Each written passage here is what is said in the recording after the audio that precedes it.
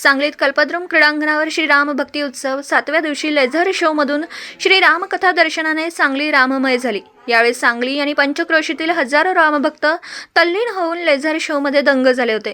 क्रीडाई संस्थेने आरक्षित केलेल्या तारखा बदलून श्रीराम भक्ती उत्सवासाठी कल्पद्रुम क्रीडांगण उपलब्ध होण्यासाठी खूप मोलाची मदत केल्याबद्दल क्रीडाईच्या जयराम सगरे व पदाधिकारी टीमचा सत्कार करण्यात आला। यावेळी पृथ्वीराज पाटील म्हणाले, क्रीडाई संस्थेने कल्पद्रुम क्रीडांगण त्यांच्या कार्यक्रमासाठी आरक्षित केली होती, परंतु हे क्रीडांगण श्रीराम भक्ती उत्सवासाठी सर्व प्रकारे योग्य असल्याने क्रीडाईने त्यांच्या तारखा बदलाव्या व क्रीडांगण उपलब्ध करून द्यावं अशी त्यांना विनंती केली। आमची विनंती मान्य केली म्हणून सांगलीकरांना अयोध्येला न जाता सांगलीतच राम दर्शनाचा लाभ झाला। हे त्यांचं सहकार्य मोलाचं आहे। क्रीडाई संस्थेच्या पदाधिकाऱ्यांच्या हस्ते अयोध्या भाग्यवान यात्रेकरू 10 भाग्यवान लकी ड्रॉ सोडत काढण्यात आली।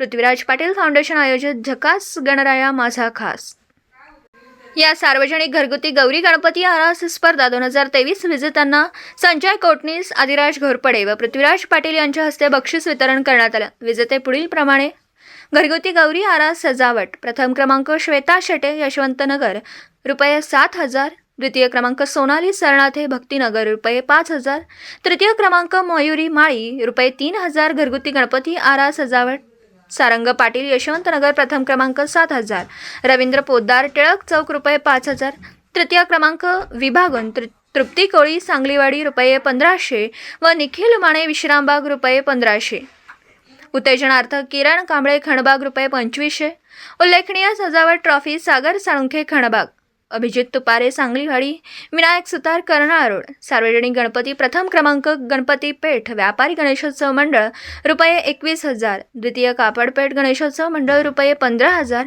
तृतीय सावकार गणपती मंडळ कॉलेज कर्नाळ सांगली रुपये 11,000, उल्लेखनीय सजावट ट्रॉफी संग्राम चौक कला व क्रीडा मंडळ गावभाग पटेल चौक गणेशोत्सव मंडळ।